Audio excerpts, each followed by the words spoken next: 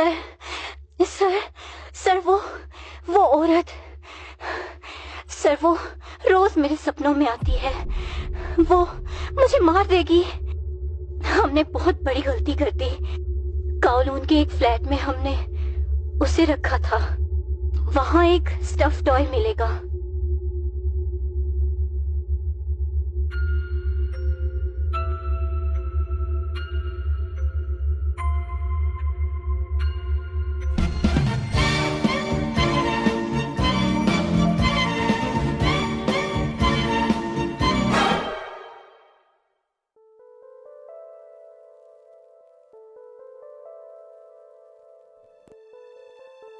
फान मान ये अपने बचपन से ही एक अनाथालय में रही। जब वो 15 साल की हुई तो अकॉर्डिंग टू द रूल्स उसे वहां से निकाल दिया गया। सर से छत छिन जाने के बाद मानिए कि हालत काफी खराब हो गई। कोई उसकी मदद करना नहीं चाहता था। वो बेघर थी और ड्रग्स की लत में पड़ गई। इस वल्नरेबल स्टेट में अपना गुजारा करने के लिए वो प्रोस्टिट्यूट बन गई। जब उसकी उम्र 21 साल हुई तो उसने एक ब्रॉथल हाउस को ज्वाइन किया। फान ने अपने ही एक क्लाइंट के साथ 1996 में शादी कर ली। 1998 में फान ने एक लड़के को जन्म दिया। फान के पड़ोसियों का कहना था कि उसका जो हस्बैंड था वो काफी अब्यूसिव था और उसकी परवाह बिल्कुल नहीं करता था।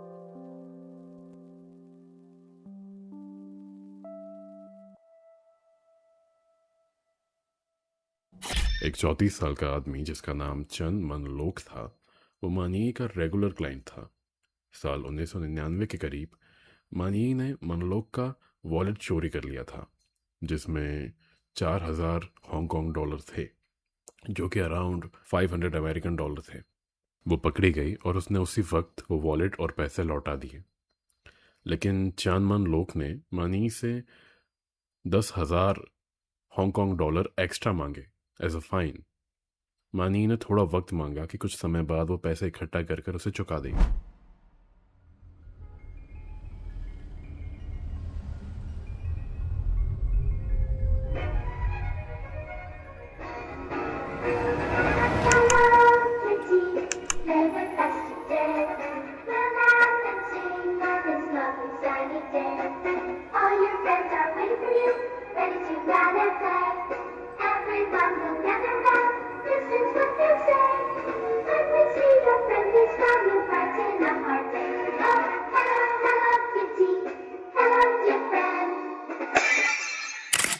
मार्च 1999 को मानी को किडनैप कर लिया गया।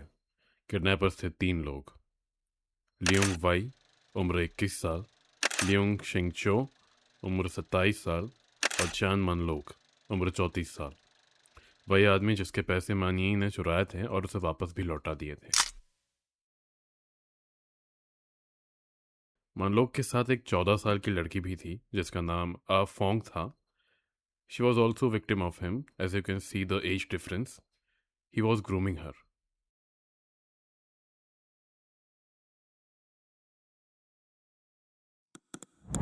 उन्होंने उसे शिमसा सुई नंबर 31 ग्रैंडवाइल रोड के एक अपार्टमेंट में रखा था।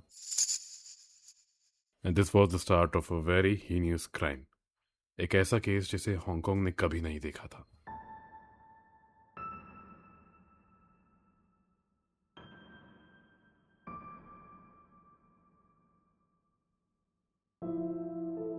मानिए का मल्टीपल टाइम्स रेप हुआ था।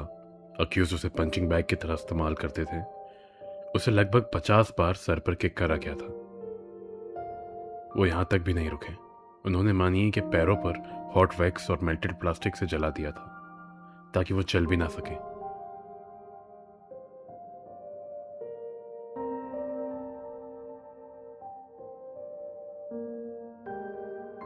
मानिए को फोर्स किया गया था टू ड्रिंक देयर यूरिन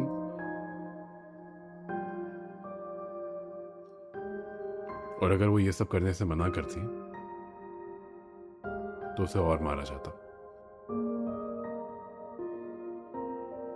वो उसे ये कहने के लिए मजबूर करते थे कि वो ये सब एंजॉय कर रही है और इतने समय तक ये सब सहने के बाद 15 अप्रैल 1999 को वो इस दुनिया को छोड़कर चले गई। मानिए को इतनी दर्द भरी मौत देने के बावजूद भी वो यहाँ तक नहीं रुके। उन्होंने उसे एक नॉर्मल बरियल तक नहीं दिया। उन्होंने उसकी बॉडी को अलग अलग टुकड़ों में बांट दिया और बॉयल किया।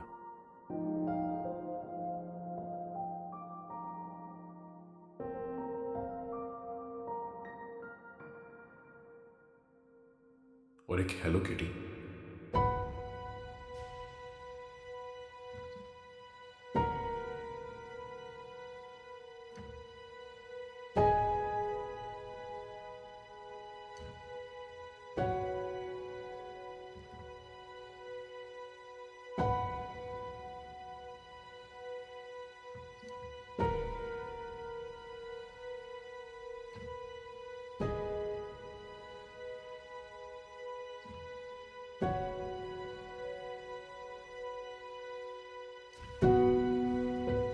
आफोंग के थ्रू इस केस के बारे में पता चला।